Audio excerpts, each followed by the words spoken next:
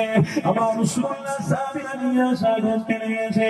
আমার হাবিবের সাথে এত সম্পর্ক, নিশ্চয়ই তোমার কোনো কারণ লুকিয়ে রয়েছে।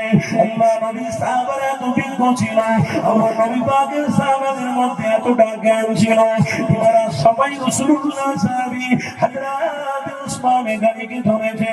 ভাই উসমান, রাসূলুল্লাহর সাথে এত সম্পর্ক হলো কেন, কিসের জন্য বলো?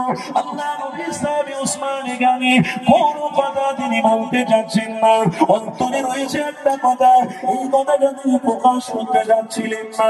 এত সময় আমার রাসূলুল্লাহ সাহাবীরা বারে বারে ধরেছে হযরত উসমান গানি, তখন অন্তরের কথাটাই বলে ফেললেন,